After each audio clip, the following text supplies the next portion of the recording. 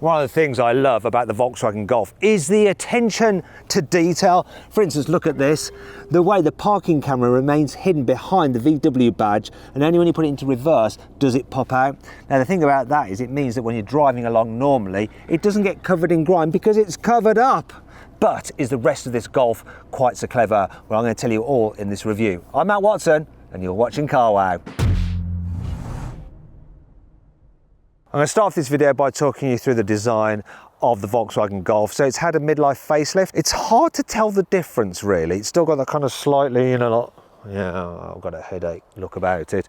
But the light designs are different. Let me show you the daytime running lights because that's the biggest difference. So turn on the car so you can see the DRLs. Actually less interesting than before. Now on certain trims you can get a light bar across the front, but not on this trim. This is the match, it's a sort of mid-level trim.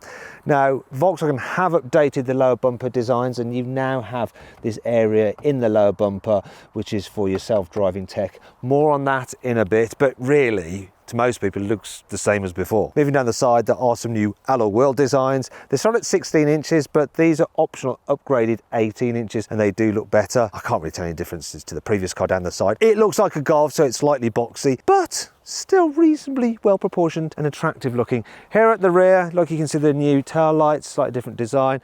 And yeah, other than that, not much difference than before, apart from a revised lower bumper, which, thank goodness, no longer incorporates fake exhaust pipes. Volkswagen has done away with those. In terms of the pricing, so the Golf range starts from £27,000, rising to 37. This particular car is the match version with the 1.5 litre engine with 150 horsepower and an automatic gearbox. And it costs around £30,000 before options. And on this car, there's about £2,000 worth of options on top of that. Here on the inside, there are some more significant changes than on the outside. For instance, while the overall dash design is the same as it was before, you do get a new large infotainment screen and it's standard on all models. Plus, it's more responsive than the old system, though there's still a bit of lag to it occasionally. I do like the fact that you can actually mix and match these shortcut buttons, so you press that and then you can choose a different one at their finish, and now you've got a shortcut to that. And I've got the assist system up there at the top, so I can touch it quickly to then turn off the lane keeping assist and the speed limit warner and all that kind of stuff, like speed limit, turn off, go, yeah, turn all that off, because otherwise when you're driving along it just beeps and bongs at you. All cars also now get the digital driver's display as standard as well, and you can change different views for it. I tell you what I really like. We have physical buttons on the steering wheel like the Mark 7 Golf, because for the original Mark 8 they were touch sensitive buttons and they were a real pain to use. And a Golf is supposed to be super easy to live with. That's the whole point of a Volkswagen Golf. It does everything well, but that wasn't a good thing. They've gone back to good old-fashioned buttons. I just wish they'd gone back to good old-fashioned buttons for the climate control, but no, you have these sliders here to change the temperature. You have to double tap to do the seat. Got this slider here to do the volume control, and if you want to do the fan, you press that button to bring up that, and then you have to press on the screen, which is not ideal. Can I have some buttons back for this, please, Volkswagen? At least these slider things here are now backlit so you can see what you're pressing at night. Okay, let me talk about some other things. So quality-wise, yeah, it's all right in here. Yeah, squidgy, feels solid. Yeah, damped controls and stalks, nice. Oh, that feels nice and golfy, as it should be. But I don't think this car's interior quality is leaps and bounds above the competition like it used to be way back in the past.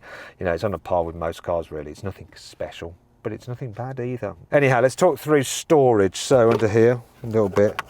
Oh, and you can slide this forwards to extend the armrest, but then it does cover this part of the cup holder. Speaking of which, you do have an adjustable size cup holder. You press this button and it'll hold thinner bottles tighter. Just put that back like that. You've got a place there for your key next to the control for the gear selector, and you now have wireless charging as standard on all models. And you can see those vents there. It's because it blows cold air over your phone, so it doesn't overheat when you're charging it using wireless, though you can charge it quicker using these ports here, and more on those later. Here's another sign of quality, the damping on the glove box. And the glove box itself, the space you've got, is reasonable. Speaking of which, there are some huge door bins, and as you'd expect from a Volkswagen Golf, they are lined with felt to stop things rattling, and they're huge. You can fit a large bottle in there, and then another bottle as well. And probably some more other things to note. Look, we do have a decent sized vanity mirror, decent lighting for it as well. And overall, the seats are comfy and there's plenty of space here in the front, regardless of whether you're big or small. Here in the back of the Golf, headroom is good. Knee room is all right, but for taller people with longer legs, you will find it a little bit cramped. Still, the footwells are a decent size and you can stretch out a bit underneath the seat in front. There is a bit of a hump in the floor though, in the middle, so when you're carrying 3 people at once, you do need to straddle that. And to be fair, this car doesn't have the widest body, so if you have 3 adults in the back at once, it does feel like a bit of a squeeze. You've got some pockets there and these little pockets, which I think are for putting your mobile phone in. You also have decent sized door bins. Look, you can fit a large bottle in those. And down here, there's a space for, I imagine that's where you can get 3-zone climate control, and there's a control for it there on higher spec models, but this one doesn't have it, so you have that. That's perfect. Great. Underneath there, you've got your USB-Cs. You have some cup holders there, which are a bit annoying because they remain exposed when you've got the armrest down, so it's not that comfy to use. Though you do have some through loading, which is good. And look, you can see here the ISOFIX anchor points are really easy to get to. In fact, when it comes to fitting a baby seat, the doors open wide enough so it's not a hassle getting the baby seat in or locating those ISOFIX anchor points. However, with a bulky rear-facing seat, you might have to push the front passenger seat forward a little bit to make room for that rear-facing seat. The Golf's boot capacity is 381 litres, which is slightly bigger than that of a Mercedes A-Class and a Toyota Corolla. However, pretty much every other hatchback in this category has a slightly larger boot. Still, the Golf's boot is nice and square, which makes it very usable. Plus, there's not much of a load lip to lift stuff over. And look at this, when you fold down the rear seats, there's no ridge, so it's also then easy to slide heavier things to the front like that. There's some other nice features as well. Hooks to hang things off, 12-volt charging socket, if I can just get the cover off there. And look at these little grippers there, so when you lift that up, holds it in place. And look underneath here, check that out. The load cover is stored underneath the false floor, though it is quite a tight fit. Let's see if I can get it out. Come on. Oh, there we go. And then you have some extra storage underneath here. However, if you get the hybrid version of this car, the batteries are kept underneath the boot floor here, so you lose some of this space. In fact, the boot capacity on the hybrid version of this car is about 100 litres less, so it's less than 300 litres. And that brings you on to 5 annoying things about this car. The car's voice assistant has ChatGPT integrated into it. To activate it, you have to call it by the name Ida. Hey Ida, tell me a rude limerick about the Volkswagen Golf. Please say the address starting with the city. Let's try that with proper ChatGPT. Tell me a rude limerick about the Volkswagen Golf. Okay, it's come back and it's quite rude. There once was a Golf smooth and tight, whose driver loved late night delight. He'd rev up its gears amid knowing cheers and ride it hard into the night. The rear windows do not go all the way down. I mean, they almost do. It's just a shame they didn't quite manage to make them go completely, so you can rest your arm on there without touching the sharp edge of the window. It's not sharp, but you know what I mean. It's not comfy, that. The touch-sensitive buttons on here for the stereo controls and the heating get really smudgy. Can you see? Because the black plastic just marks it with fingerprints. Yeah. The front door bins actually extend all the way behind there. And the problem with that is that you put stuff in there, you accelerate, slides to the back, you forget about it, you go to check the door bins as you get out the car. There appears to be, look, nothing, there's nothing in there, right? And what you don't realise is that actually, all the way back there, your keys, and so you spend the entire evening hunting for them, not knowing that they were there all along. That hasn't happened to me, a friend told me about that. The definition of the reversing camera is really quite poor. It's like they're taking the camera from 2010. It's not all negative though.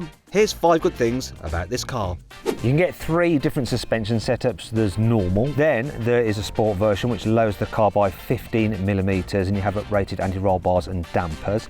Then there's the off-road version which raises the suspension by 15mm and also includes some underbody protection. Also, unlike in the past where the smaller engine versions of the Golf used to get a basic rear suspension system, they now all get multi-link independent suspension for better handling handling and a smoother ride. You get adaptive cruise control as standard, so that'll automatically steer to keep you in lane, and it will reduce the speed of the vehicle if there's cars slowing down in front of you, and it'll even like shunt you along in traffic. For instance, I actually have the cruise control engaged right now and it thinks I'm in traffic. Well, it thinks that there's a motorbike parked in front of me. It's not, it's actually a human, but it's probably not expecting a human to be stood in the middle of the road like this. Actually, it's not a road, it's just a field. But you get the general idea, don't you? The USB-Cs have 45-watt charging capability, which means that you can actually charge a laptop now from the car. So if I plug this in, you will see, give me the little sign, there it is. You get ambient interior lighting as standard, and on high spec cars you get up to 30 different colours to choose from, and the colours are split between top and bottom part of the interior, so look, you can mix and match just as you like and just make it feel suitably ambient. Let's have it purple. You can get the Volkswagen Golf with a 1.5 litre turbocharged petrol engine with either 115 horsepower, no thank you, or 150 horsepower, which is what this car has. Or you can get a 2 litre diesel with 115 horsepower, no thank you, or 150 horsepower. They like to keep their numbers consistent, don't they? Now, both those cars are manual, but you can pay extra to have an automatic, and they are, of course, front-wheel drive. Then there's the plug-in hybrid versions. So they use a 1.5 litre turbocharged petrol engine mated to an electric motor, and you can get it with either 204 horsepower or 272 horsepower. Man over there with the facts. Anyway, where was I? Oh, plug-in hybrids obviously have an automatic gearbox as standard, and then there's the GTI and the R version, but I'll do separate reviews on those, so I'm not going to tell you about them here. One of the things I really love about the Golf is the fact that it's so easy to drive. So this is on the standard basic setup, and it deals with bumps really well. A very, very comfy car. Then there's a driving position, which I think is excellent. I think you get a really good view forward, and you don't get much of a blind spot from this because you've got this extra little window there. Also, the door mirrors are not too big but not too small. The brakes are smooth. The only thing is that that automatic gearbox is a little bit jerky sometimes at manoeuvring speeds. If you have the back window, really, really good. In terms of manoeuvrability, steering is really, really light, and the turning circle is 11.1 meters, which is good. Though the turning circle on a Ford Focus is slightly better, and if you've got the surround view cameras, it does help. Look, you can see I've just got so much space. Would have been different if cars been parked on that road as they sometimes are, but the cameras really help with that. Right, now let's check out how well this car picks up from 40 miles an hour. So I'm approaching a dual carriageway, national speed limit, 70 miles an hour. So I'm going to floor it. 3, 2, 1, go! Slight pause, then we're off. Pause well, this engine. 70.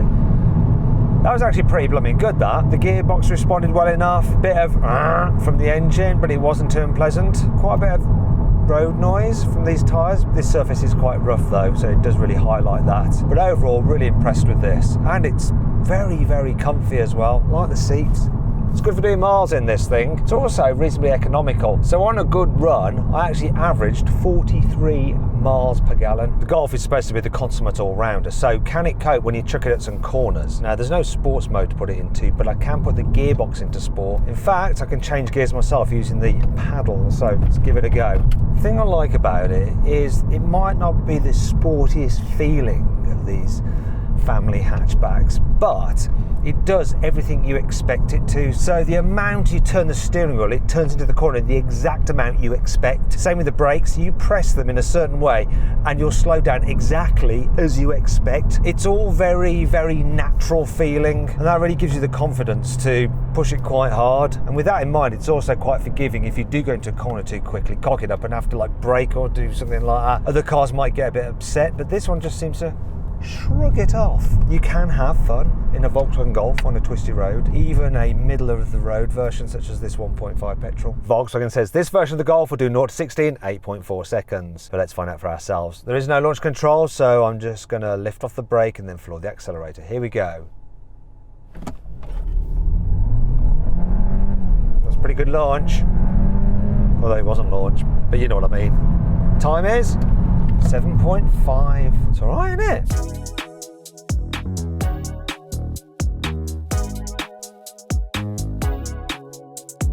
So then, what's my final verdict on the Volkswagen Golf? Should you avoid it, consider it, shortlist it, or just go right ahead and buy it? Well, I reckon you should shortlist it.